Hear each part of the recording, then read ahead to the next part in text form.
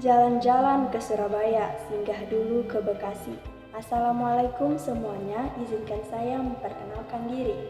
Perkenalkan, nama saya Fira Mauliana dengan nomor induk mahasiswa 10131010028. Sekarang saya menempuh kuliah di Universitas Islam Indragiri, Fakultas Ekonomi dan Bisnis Program Studi Manajemen.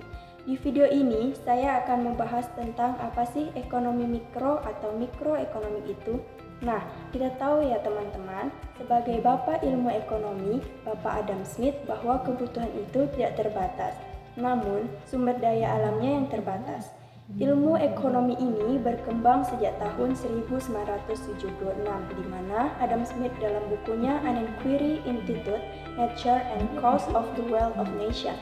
Nah, jadi ilmu ekonomi itu adalah ilmu yang mempelajari tentang perilaku individu dalam memenuhi kebutuhan yang tidak terbatas dengan sumber daya yang terbatas. Jadi, ilmu ekonomi ini muncul karena adanya kelangkaan sehingga kita harus menentukan pilihan. Nah, misalnya teman-teman, dalam menentukan pilihan itu disebut dengan ilmu ekonomi. Misalnya, kalian punya uang 100.000. Kalian bingung mau membeli baju baru atau buku baru ya. Berhubung kalian sebentar lagi masuk sekolah, kalian memutuskan untuk membeli buku. Nah, pilihan kalian tersebut disebut dengan ilmu ekonomi. Teman-teman, ilmu ekonomi itu sendiri dikelompokkan dalam dua bagian. Yang pertama ada ekonomi mikro dan yang kedua ada ekonomi makro. Nah, sekarang kita akan membahas apa sih ekonomi mikro itu. Nah, dari segi bahasa, mikro artinya kecil. Jadi, ilmu ekonomi mikro itu adalah ilmu ekonomi dalam ruang lingkup kecil yang hanya membahas perilaku konsumen dan produsen dalam aktivitas ekonomi. Nah, permasalahan dalam ruang lingkup ekonomi mikro itu sendiri, seperti jika pendapatan konsumen naik, apakah tingkat produksinya akan naik juga nggak ya? Nah, misal jika harganya naik, apakah mampu dibeli oleh konsumen nggak? Nah, itulah contoh permasalahan dalam ruang lingkup ekonomi mikro. Intinya, dalam ruang lingkup ekonomi mikro membahas tentang permasalahan perilaku konsumen dan perilaku produsen.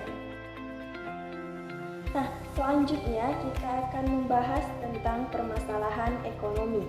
Permasalahan ekonomi ini di mana dibagi menjadi 3. Yang pertama ada kekurangan atau kelangkaan ataupun scarcity. Kemudian yang kedua ada kebutuhan masyarakat dan yang terakhir yang ketiga yaitu faktor produksi.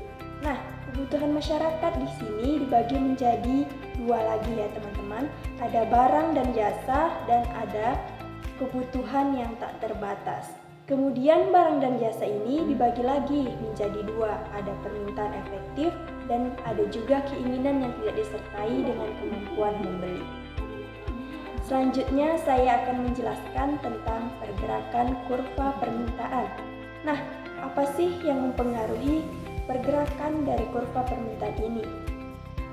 Pergerakan kurva permintaan merupakan pergerakan yang terjadi di sepanjang kurva permintaan akibat perubahan jumlah produk yang diminta konsumen karena perubahan harga produk.